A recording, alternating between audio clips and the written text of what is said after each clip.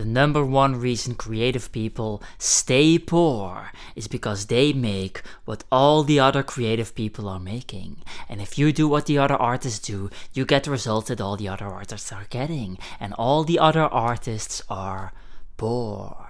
Most galleries are poor, most artists are poor, most businesses in the marketplace are poor, and so you have to do something else, because here's what happens. If you make the beautiful things, the things that all the other artists are making, what's going to happen when the customer comes along? Well, the customer is going to take a look and see that these 20 artists are all making similar work. And so what are they going to do? Well, they are going to search for the cheapest one. And so now you are in a battle of becoming the cheapest one. And so in the best case scenario, if you win that battle, you are selling at $200 an artwork, meaning you fucking suck. Who are the people that are doing that? Peasant fucking NPC slaves. And you don't want to be a peasant NPC slave. And so you have to do something else. And then the question becomes, well, what are you gonna do? Now, let's talk about it. And for those of you who don't know me, my name is Dries. I've exhibited my art throughout the world: Berlin, Buenos Aires, London, you name it. Won awards, sold art, offline, online, the whole thing. And I make, for example, these artworks made with lightning, 50,000 volts of static electricity. Now, a lot of people think these artworks are ugly, so let me explain you why they are ugly, why I've designed them that way, why Damien Hirst's spot paintings are ugly and Jeff Koons' balloon dogs are ugly. It's all very ugly. What is the strategy behind that? Well, let's talk about it. If you look at my art, if you stumble upon my art in the world, one of the following two things is going to happen. Number one, you will say, well, I've never seen this before, what the hell is this?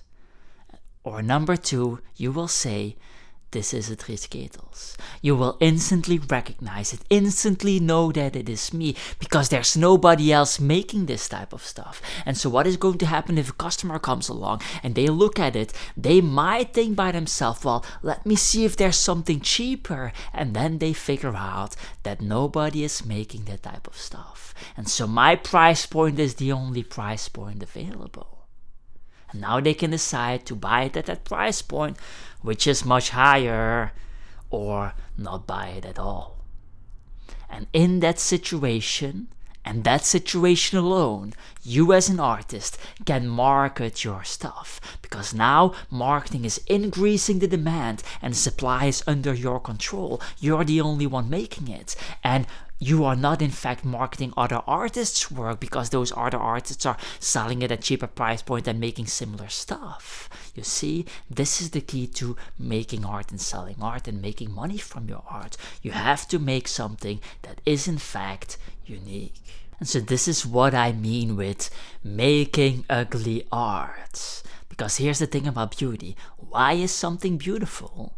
Something is beautiful because it fits the criteria of beauty at that time. It is similar to the things that are already beautiful, deemed beautiful by people in the world. And so by definition, it's not unique. By definition, it is not something of itself.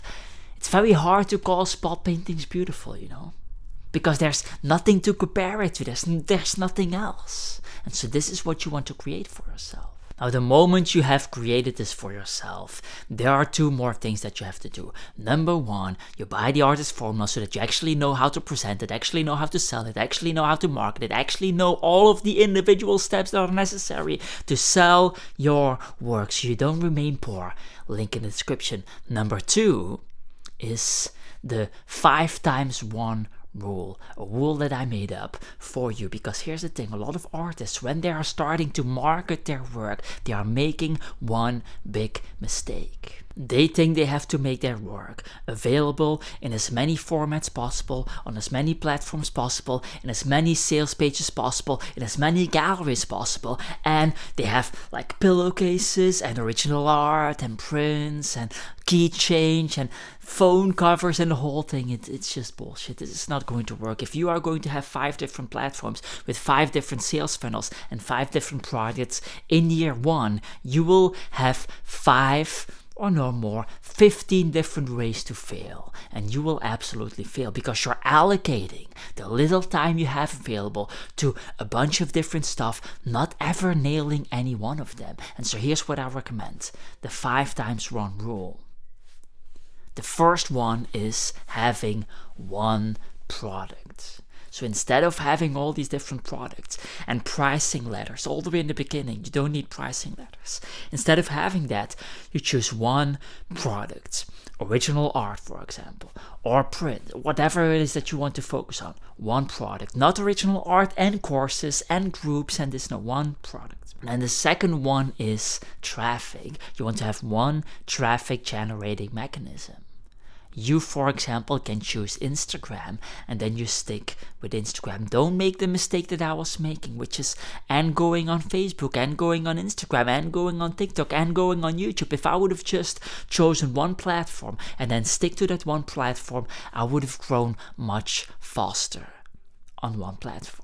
That's what you want to be doing in the beginning. And after a while, you can start outsourcing and then you can expand to multiple sources, of course. But in the beginning, stick to one source. Then the third one is having one customer. Instead of trying to sell to everyone, you want to have one customer. The moment you have one customer, you can in fact focus on one person and start to understand one person. And whoever understands the people best, the customers that they are selling to best, will win. Because the moment you understand them is the moment you can actually sell to them.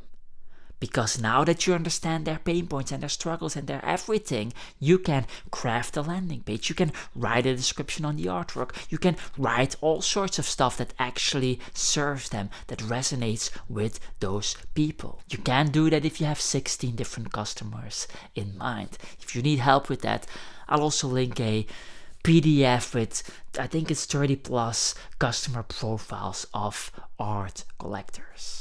And then the fourth rule is one problem that you are going to solve. You have your products, your sales funnel, the customer, and then one problem that these people have. So that you have a landing page, a sales page that is very clear for them. Everyone that lands there knows this is their place, know this is going to solve that specific problem that these people have. This is very important and makes it very easy for you. Now you have a focus point for yourself. And then the final step in this 5-step process is 1 year. You give yourself at least 1 year.